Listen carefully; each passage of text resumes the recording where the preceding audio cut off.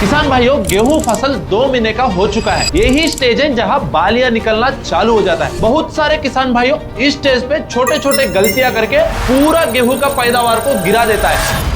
इसलिए अपन को इस स्टेज पे कौन सा ऐसा सावधानियों को फॉलो करना है जिसका वजह से गेहूं की पैदावार 2 गुना तक बढ़ सकता है, वो ही आज अपन जानने वाला है। साथ में किसान भाइयों, इस वीडियो के अंदर एक स्प्रे के बारे में मैं बताने वाला हूं जिसका वजह से आपका गेहूं का पैदावार जो रहता है उसको अपन बढ़ा सकता है। तो चालू करते हैं वीडियो को।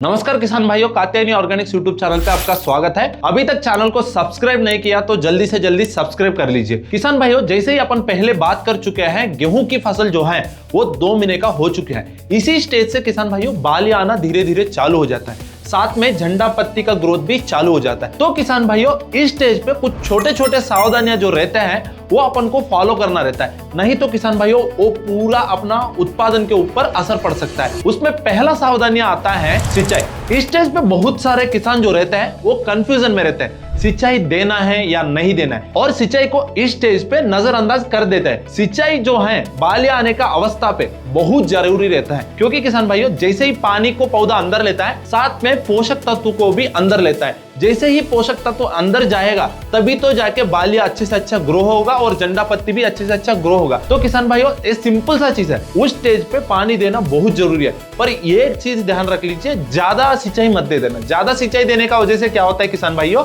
जो ऑक्सीजन लेवल रहता है ना पौधों को जो चाहिए रहता है वो ऑक्सीजन मिल नहीं पाता है, जिसका वजह से पौधा पीला पड़ सकता है। उसका असर भी किसान भाइयों उत्पादन के ऊपर पड़ता है। इसलिए सही मात्रा में सिंचाई इस स्टेज पे अपन को देना ही देना है। तो ये हो गया सिंचाई की बात। तो अब दूसरा सावधानियां है किसान भाइयों, एक्सेस नाइट्रोजन। एक्सेस नाइट्रोजन मतलब जितना नाइट्रोजन अपन को देना है उससे ज्यादा मात्रा में देना। बहुत सारे किसान क्या सोचते हैं उसके बारे में अपन पहला बात करते हैं। नाइट्रोजन देने का वजह से अच्छे अच्छा हरापन तो आता ही है, पर बालियां आने से पहले ज्यादा नाइट्रोजन देने का वजह से किसान भाइयों बालियां का ग्रोथ रुक जाता है और पत्ते का ग्रोथ जो रहता है वो बढ़ जाता है। इसलिए अपन को जैसा ही सिंचाई आप सही मात्रा में दिया वैसे ही सही मात्रा में आपको नाइट्रोजन देना चाहिए। ज्यादा नाइट्रोजन इस स्टेज पे देंगे तो किसान भाइयों इसका वजह से क्या होगा, मैच्योरिटी जो रहता है वो डिले हो जाता है, मतलब लेट हो जाता है, जिसका वजह से जो अभी स्टेज पे जो बालियां निकलना है वो थोड़ा लेट निकलेगा। इसलिए सही मात्रा में नाइट्रोजन दे दीजिए, जिसका वजह से इसमें जो नाइट्रोजन अभी दे रहे हैं वो आगे जाके क्या करेगा, जो झंडा पत्ती का जो ग्रोथ है उसका जो हरापन है उसके लिए काम आएगा। झंडा पत्ती इतने बार मैं क्यों बोल रहा हूं वो अपन आगे डिस्कस करने वाले हैं। तो अब बहुत सारे किसान सोच रहे होंगे नाइट्रोजन तो हम पूरा दे चुके हैं शुरू में ही, अभी हम क्या करना है। तो हम पहले से ही यही बात बोल रहे हैं, नाइट्रोजन को कभी भी स्प्लिट में देना चाहिए। मतलब पौधा लगाने से पहले कुछ नाइट्रोजन देना होता है, लगाने के बाद कुछ देना होता है, ग्रोथ स्टेजेस पे कुछ मात्रा में नाइट्रोजन देना होता है। इसी को बोलते हैं स्प्लिट स्टेजेस। इसलिए कभी भी कुछ भी फसल आप उगा रहे हो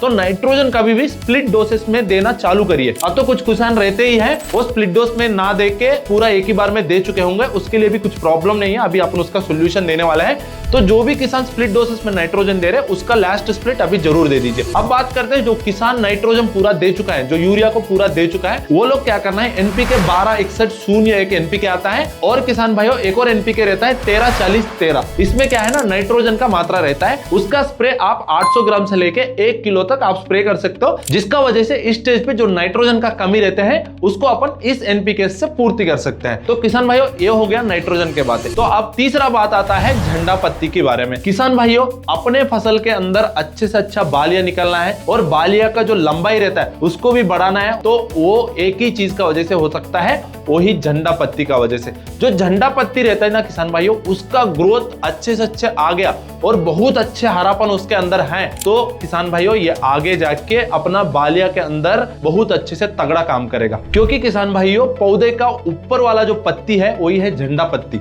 ये झंडा पत्ती क्या करता है, पूरा फोटोसिंथेसिस को बहुत अच्छे से करता है, और जितना भी ये खाना बनाया है वो खाना को 50% से लेके 80% तक पूरा डायरेक्ट बालिया के अंदर चला जाता है। वो खाना मतलब एनर्जी को ट्रांसफर कर देता है बालिया के अंदर, जिसका वजह से बालिया के अंदर भी अच्छा ग्रोथ होता है, अच्छा लंबाई होता है, अच्छा मोटाई दाने होते हैं। तो इतना इंपॉर्टेंस है ये झंडा पत्ती का। गलती से झंडा पत्ती के अंदर पीलापन आ गया तो किसान भाइयों बालिया का ग्रोथ भी रुक जाता है। इसलिए इस स्टेज पे अपन को झंडा पत्ती के ऊपर बहुत ज्यादा ध्यान देना चाहिए। तो ये चीज बहुत अच्छे से ध्यान रख लीजिए। तो किसान भाइयों ये 3 सावधानियां जो अभी तक अपन डिस्कस किया है, ये तीनों को अच्छे से अच्छे फॉलो करेगा तो गेहूं के अंदर किसान भाइयों अच्छा उत्पादन इस साल अपन ले सकते हैं। अब तो किसान भाइयों नाइट्रोजन भी अपन अच्छे से दे दिया है, सिंचाई भी सही से दे दिया और झंडा पत्ती का ग्रोथ भी अच्छे से लिया है। पर अभी एक स्प्रे अपन को देना पड़ेगा जिसका वजह से बालिया बनने के बाद उसका लंबाई और अच्छे से बनेगा और बालिया के अंदर जो दाने रहते हैं वो दाने भरे हुए दिखते हैं और दाने का जो मोटाई, शाइनिंग सब कुछ जो है वो इस स्प्रे जो है अपन जो आगे बात करने वाले उसका वजह से होगा। तो कौन सा है स्प्रे? वही है कात्यायनी का बाली विकास कॉम्बो। इस कॉम्बो में है किसान भाइयों एक NPK 05234 और एक है मिक्स माइक्रो न्यूट्रिएंट। NPK 05234 में क्या है? 0% नाइट्रोजन है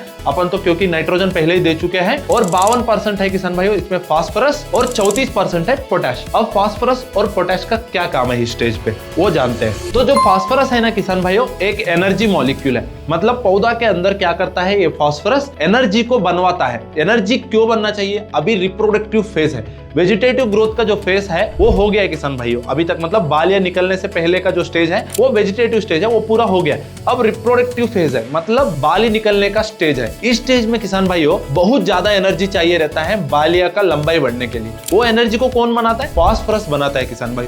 इसलिए इस स्टेज पे फास्फोरस का बहुत जरूरत रहता है। साथ में ये फास्फोरस क्या करता है? जमीन के अंदर जो जड़ है उसको एक्टिव रखता है। आप फास्फोरस नहीं दिया तो इस स्टेज पे क्या होगा? जो जड़ के अंदर जो सूक्ष्म पोषक लेने का तरीका, जो प्रोसेस रहता है वो वैसा ही वैसा रहता है, पर जैसे ही आप फास्फोरस दे देगा तो वो एक्टिव हो जाता है, मतलब और ज्यादा पोषक तत्व अंदर ले जाता है पौधा, जिसका वजह से किसान भाइयों जो एनर्जी पौधा के अंदर ज्यादा बनता है और ज्यादा बालियों का विकास होता है। और साथ में जो अपन पोटैश दिया है ना किसान भाइयों, ये पोटैश क्या करता है? ये जो बना हुआ एनर्जी है ना इसको ट्रांसफर करता है। कहां?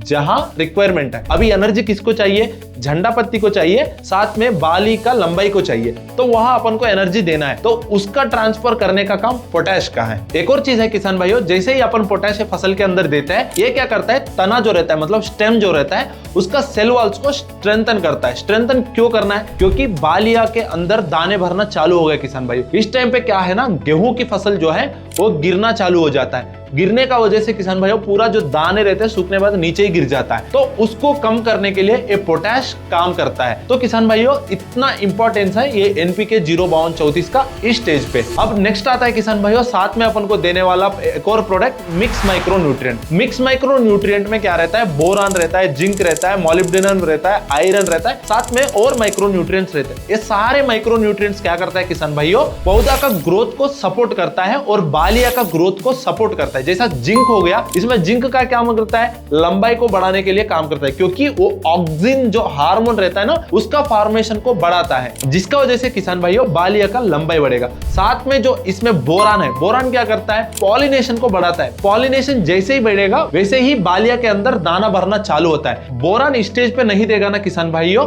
उसका वजह से जो बालिया रहते हैं वो खाली रह जाता है, इसलिए बोरान भी रहना बहुत जरूरी है। और उसके साथ में आयरन और मॉलिब्डेनम जो रहता है साथ में, वो क्या करता है? झंडा पत्ती को हरा रखने का प्रोसेस को करता है, जिसका वजह से एनर्जी फॉर्म होता ही रहता है पौधा के अंदर। तो किसान भाइयों इतना इंपॉर्टेंस है मिक्स माइक्रो न्यूट्रिएंट का भी अपने गेहूं की फसल में। तो ये हो गया पावरफुल स्प्रे। अब आपको डाउट आया होगा इसको कौन सा दिन पे स्प्रे करना चाहिए। देखो ये एक चीज ध्यान रख लीजिए किसान भाइयों, अच्छे से अच्छा झंडा पत्ती ग्रो हो गया, अपन को लग रहा है झंडा पत्ती अच्छे से अच्छा आ गया है और बालिया भी निकलना चालू हो गया है, तो उस स्टेज पे इस स्प्रे को आपको करना पड़ेगा। डोज के बारे में बात करेगा तो NPK 05234 जो है वो 750 ग्राम से लेके 1 किलो तक आपके फसल के अंदर यूज कर सकते हो। और जो मिक्स माइक्रो न्यूट्रिएंट है 1 एकड़ के लिए 100 ग्राम आपको देना पड़ता है। आपको लग रहा है किसान भाइयों आपको बोरान भी देना चाहिए, बोरान को तो देना ही चाहिए, मिक्स माइक्रो न्यूट्रिएंट में बोरान तो पहले से ही रहता ही है। आपको लग रहा है आपकी जमीन के अंदर बोरान का डेफिशिएंसी कुछ ज्यादा ही है, तो आपको क्या करना है 100 ग्राम से लेकर 200 ग्राम का बोरान 20% EDTA जो रहता है उसको साथ में स्प्रे कर दीजिए, जिसका वजह से और अच्छा रिजल्ट आपको दिखने को आएगा। तो ये हो गया डोज और उसका एप्लीकेशन के बारे में। तो किसान भाइयों ये सावधानियां और ये स्प्रे आप इस स्टेज पे कर लिया तो गेहूं की फसल के अंदर जो पैदावार में डिफरेंस है वो आप देख सकते हो। आपको ये वीडियो कैसे लगा जरूर हमको कमेंट में बताइए किसान भाइयों, और सब्सक्राइब करके बिल्कुल जाना। धन्यवाद।